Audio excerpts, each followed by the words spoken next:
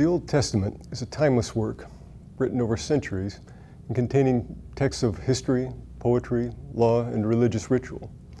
It's regarded as a sacred text to both Judaism and Christianity, and many of its figures and stories also appear in the Quran.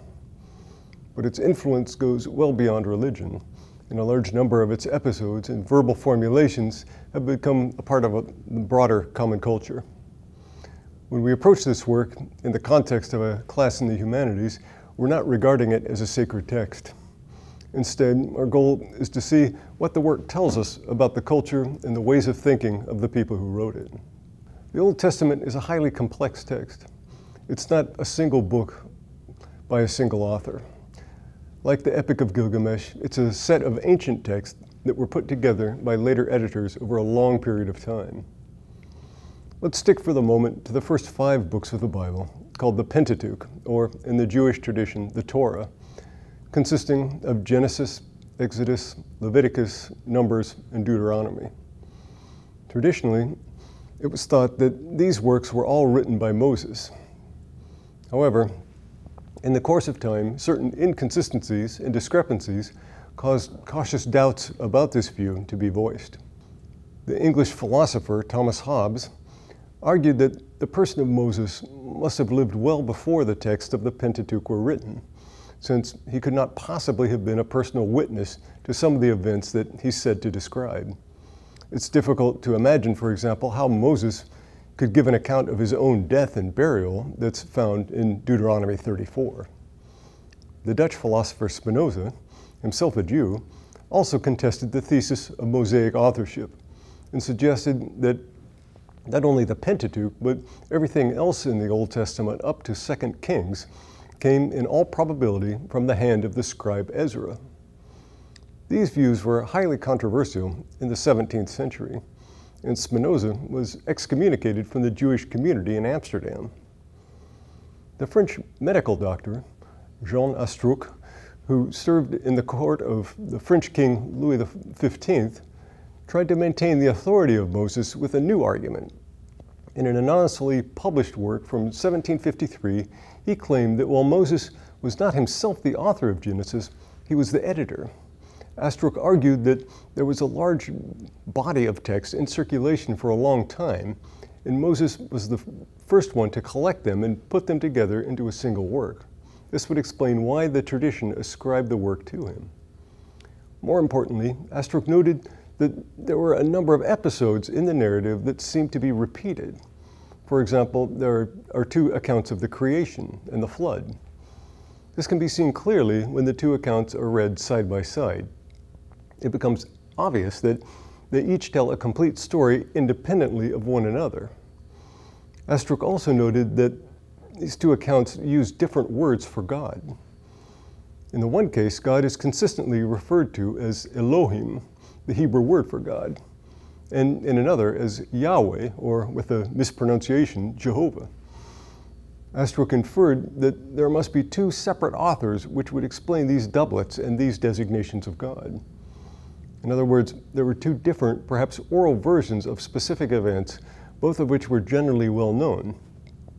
In the early days of Judaism, there was no central state, and the tribes of Joseph in the north and the tribes of Judah in the south each developed their own traditions. The scribes in each group wrote down their own versions of the key stories over time, which then had authority in their tradition. This presented a problem for the editor, since both accounts had a tradition and an authority that were familiar to the people. It was impossible simply to choose the one and discard the other. So instead, the editor incorporated both versions into the text. Astruc was a pioneer of the so-called documentary hypothesis. That is, the view that a small number of texts or documents were put together to make up a final continuous text of the Pentateuch. This marked the beginning of the field of study known in theology and philology as biblical criticism. This is the discipline that regards the Bible in a text-critical fashion instead of assuming as given that it is a unified text by a single author. It became largely the purview of German theologians and philologists in the second half of the 18th century and into the 19th century. Astruc's approach was taken up and developed further by Johann Gottfried Eichhorn, a professor of Oriental languages at the University of Jena, who published an important 3-volume work from 1780 to 1783 entitled simply Introduction to the Old Testament. Here, he developed Astruc's thesis in a more systematic fashion and expanded it from Genesis to the rest of the Pentateuch. He looked for differences in vocabulary, style, syntax, and other linguistic elements. The source that used the term Elohim he referred to as the E-source, and the other source that referred to God as Yahweh he designated as J. While Astruc's work had a limited reception, Eichhorn's position as a university professor gave his views a certain pondus that could not be overlooked or dismissed. The German theologian Wilhelm Martin Leberecht de Wette developed the views of Eichhorn further. In his contributions to the introduction to the Old Testament, he noted that the tone and style of Deuteronomy were completely different from the other 4 books. He concluded that it was written by yet another author, whom he designated as D. There were thus 3 sources and not just 2. This source was, in his opinion, much later than the other ones. Moreover, the nature of this source was different.